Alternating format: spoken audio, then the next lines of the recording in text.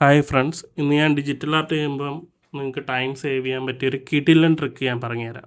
Grey scale to colour ടെക്നിക്കാണിത്. ഇത് ചിലപ്പം ഓൾറെഡി നിങ്ങൾക്ക് അറിയാമായിരിക്കും, പക്ഷേ അറിയാത്തവർക്ക് വേണ്ടിയാണ് ഈ വീഡിയോ ഞാൻ ചെയ്യുന്നത്.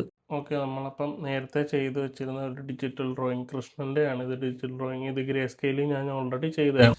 ഇനി അടുത്ത വേണ്ടത് ഇതിൻ്റെ തൊട്ട് മേളിൽ ഒരു ലെയർ എടുക്കുക. കൃഷ്ണൻ്റെ ഇതിൻ്റെ തൊട്ട് മേളിലായിട്ട് ഈ നമ്മൾ വരച്ചിരിക്കുന്ന ബ്ലാക്ക് ആൻഡ് വൈറ്റിൽ ഗ്രേ സ്കെയിൽ വരച്ചിരിക്കുന്ന തൊട്ട് മേളിലൊരു ലെയർ എടുക്കുക.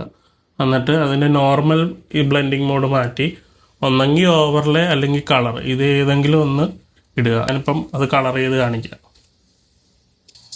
ഇപ്പം നമ്മൾ കൃഷ്ണൻ്റെ ബോഡിയിലാണ് കളർ ചെയ്യാൻ പോകുന്നത്. അന്നേരം ഞാൻ എങ്ങനെ ഇതിൻ്റെ അകത്ത് ഇപ്പം കളർ ബ്ലെൻഡിങ് കളറിലാണ് ഞാൻ ഇട്ടിരിക്കുന്നത്. കണ്ടോ, വാല്യൂസ് ഒന്നും പോകത്തില്ല, സെയിം അതേ കണക്ക് തന്നെ നിൽക്കും. ലൈറ്റ് ഉൾപ്പെടെ, ലൈറ്റും ഷാഡോ ഉൾപ്പെടെ. ഇത് ചെയ്യുന്ന ഒരു ഗുണമെന്ന് വെച്ച് കഴിഞ്ഞാൽ നമ്മളിപ്പം ഡയറക്റ്റ്ലി കളർ അടിക്കുകയെന്ന് വിചാരിച്ചോ, അപ്പോൾ നമുക്ക് ലൈറ്റും ഷാഡോ ഒന്നും കിട്ടത്തില്ല. ഗ്രേ സ്കെയിലാക്കി കഴിഞ്ഞിട്ട് നമ്മൾ അടിക്കുകയാണെങ്കിൽ കറക്റ്റ് നമുക്ക് ആ ലൈറ്റും ഷാഡോയും എല്ലാം കിട്ടും.